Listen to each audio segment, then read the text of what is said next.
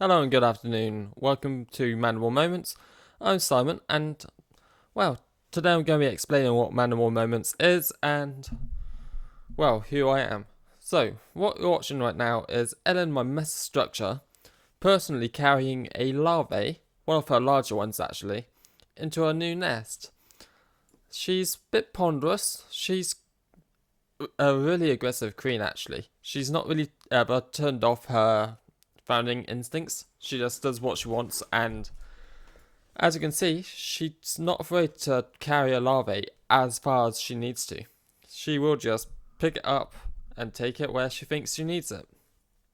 As you can see, she's now just pondering around the nest like, oh yeah, this is home. Is this home? Yeah, this is home. In my royal gaster goes. She's adorable. She's my longest lasting queen. I've had two other queens before her, but they both kind of had issues. I will go into this later. But right now, this is more of a positive episode than a, hey, this is what I did wrong, don't do this. If you understand what I mean. Hello, this is my face. I'm Simon, the man behind MandibleMoments. So, why MandibleMoments? And what is MandibleMoments?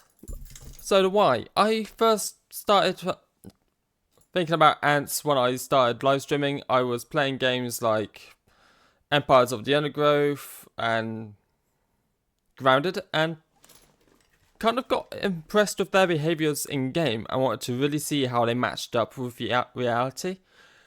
Something tells me I might have got a little addicted, or what's the word I'm looking for? Healthily obsessed.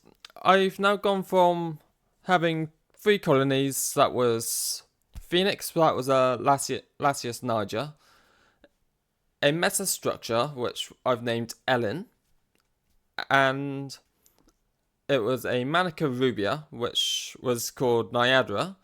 Unfortunately, Phoenix and Nyadra are no longer with us. They both had issues and they died during my learning period, which I'm still in. I am not an expert. I will never be an expert. This is currently my second season. I started keeping ants in June 2025. I don't remember the exact date when I got Phoenix. She came perfectly healthy. And, well, over time, she degraded. There'll be more of a story about Phoenix later in a later episode. But I want to keep this upbeat and kind of my motivations. So, obviously, I said about Grounded, I said about Empires of the Undergrowth. And then, I'm a Warhammer player. I was, anyway. I'm getting back into the hobby. I've got Necrons on my table at the moment. And I used to play Tyranids, and the idea of a hyper-advanced superorganism really fascinates me. And then I kind of brought that same kind of fascination to ants as well. This is why in my ant room at the moment, that is that way, it's off camera, you'll see it. Well, you would have seen some of it by now. You would have met Elin and, if I've done my editing correctly, Cinder, which are 2 Manica Rubias. Nope, Elin's the meta structure. Cinder is the Manica Rubia. I've got 2 Manica Rubias. I love their behaviours. They're really aggressive. Where was I before I got on that tangent? With the idea of them being completely protein focused and Tyranids being biomass focused, basically, for those that don't know, Tyranids are, how to call them? I'd say terravores. They basically go to a planet, strip all the biomass, and leave. They eat everything. The atmosphere, the plants, the biosphere, everything. And that's kind of what ants do beneath our feet. Just they do it on a much smaller scale, and they have predators, unlike Tyranids. So, I am currently, like I say, in my second season. only been doing this 9 months, but from the 2 failures I've had, I've learned a hell of a lot. I've been starting to do really detailed logs. I've got my own kind of thesis, which I will tell you guys about in later episodes once I kind of understand the interest for this. I've, like I say, got 12 colonies next door. I've got 3 more on the way, which are Myrmica, Rubida, another Messor structure, and Myrmica, I got a species I cannot pronounce, but there are another Myrmica genome, and they're going to be really interesting. Most of my colonies at the moment are founders. They've got their first workers. Elin is the exception right now. Nope, Elin, Velza, and Ember are the exceptions. Those 3 are obviously Elin's the Messor structure. Ember is a Lasius Niger, and Velza is a Formica Fusca. So, Formica Fusca is the first ones you use in them parts of the undergrowth. And that's kind of... She's a difficult ant, but she's a beginner ant, if you get where I'm coming from. She has formic acid, which they spray, and they can gas themselves. And that... Trust me, I've been there. It's not fun. Anyway, guys, I'm going to let the ants start doing the talking now, and it was nice meeting you guys, so catch you in a bit. Allow me to introduce you to Cinder. She is a Manica Rubia with 3 workers at the moment. I am sorry for the bad footage. I had to do my best. She's fairly skittish. As you can see, she's... Well, we have followed the queen here.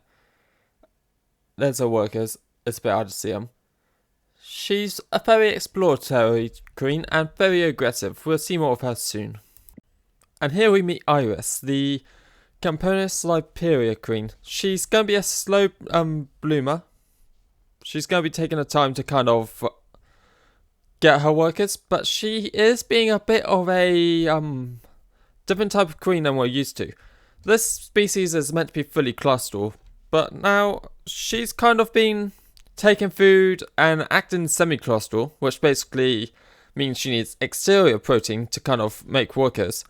And fully clusteral means she can do it just off herself. And right now she's saying, you know what, I can do this with extra protein, so why not? And as you can see from her brood pile, she has a lot. I believe some of these were meant to be sacrificial, but as she's been getting extra food, they're probably going to make it to term. Here we have Ash, the Solenopsis fugax. She's basically a dust mote. She's very tiny. She's fully clusteral. She is the thief ant, so she's meant to steal brood of the other colonies and eat them. As you can see, she's a bit sluggish. She kind of thinks she's a Camponotus. She's really kind of cautious right now. She does have workers. She's got roughly... It's really hard to tell because they are literally 1.5 to 2 millimeters. I believe she's got about 2 to 3 workers with her at the moment.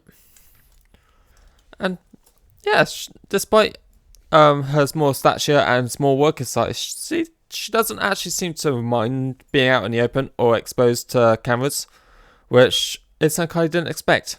Anyways, we'll be seeing more of her soon when she gets going. This here is Nyx. She is a Formica cinerea queen. She's the field ant, basically. The silvery black field ant. Really fast. Not that aggressive, actually. They are relatively peaceful from what I've seen in my care. And they are really, really aggressive scouters. If you give them something to find, they will find it and they will eat it.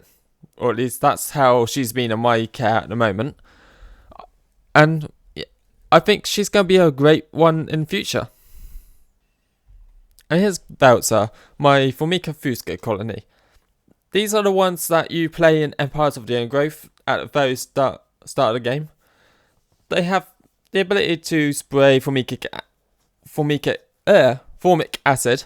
Sorry, I have real trouble saying that. And they've damaged the test tube, as you can see. It's kind of now opaque instead of translucent. But these are the only colony that I own that's actually tried to escape as of yet. I've really enjoyed having these girls around, and they're currently at around 10 workers. We'll be seeing more of these girls later. Bye! And next up, we have Obsidia, the Lasius Niger. She's a parasite who has been...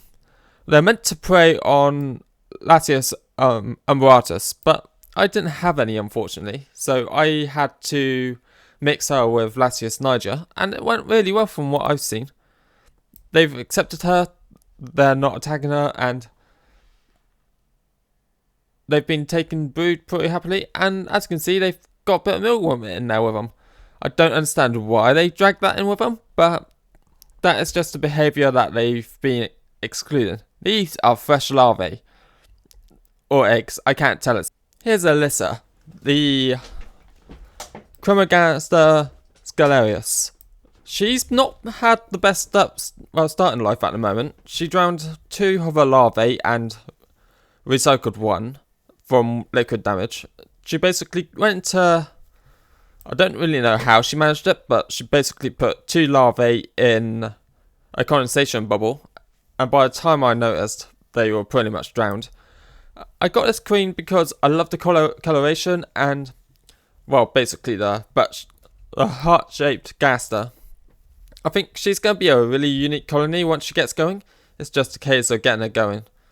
She's a bit skittish right now, so it's really a bit hard to get footage of her, but I think, like I say, she's going to be a great colony once she gets going. Here we have Hera. Sorry about the flashing light, I couldn't do much about this. I had to open her nest up to kind of get any kind of video of her. She is a Lasius Emergus ant, so basically the house ant. She's basically the same as a Lasius Niger, just they are kind of a lot more enclosed. As you can see, she's got several workers with her, and we'll be seeing her again soon. This girl here is Scarlet, another one of my Manica Rubias. As you can see, she's got a bit of a mealworm in there with her at the moment. She's a bit, well, she is very scarce right now because she's got only the 1 larvae. She will get more. I've dealt with this situation before in a queen called Niagara, and I've managed to get her to raise a worker. So we should be able to get her up into a roaring colony, just like Cinder will be at some point. This here is Ember. She's a Lasius Niger. She's a really calm temperament queen. She's basically just one of these that will stick her face in cotton and just lay eggs 24/7. As you can see, she's got quite an active workforce. I haven't disturbed them here. I didn't give them any new food. I basically just gave them a bit of sugar and was going to let them have it. Lasius Niger are really notorious for taking sugar on. As you can see, she's got a really good brood pile here, and this one has been overwintered, so whenever these hatch, they're going to be, well, not hatch, but enclosed. We're going to get quite some durable workers, as overwintering can make them a bit denser. We'll have a lot more to say on her later. So, as this is the last queen, I'd like to take this moment to thank you guys for watching, and I'll see you again very soon. If I've got any more, editing Simon here. I decided that you guys didn't see enough of Elin, so here's her granary and her workers at the moment. I've got her in a dual tubes outward setup at the moment with a founding nest, and honestly, 18 workers. She's kind of replaced all her Nantics with miners. I only recently realised they were miners, because I was looking at their heads and was like, hang on, this is not what I saw originally. What's going on here? And then was kind of like, hang on, these girls are processing seeds a lot faster. But Elin is a bit of an anomaly here. She doesn't just want seeds. She ends up drinking sugars. She's personally attacked mealworms, and I've seen the queen personally drink sugar. There she is. Say hi, Elin. Anyway, like I said, that's the end of the episode. Bye.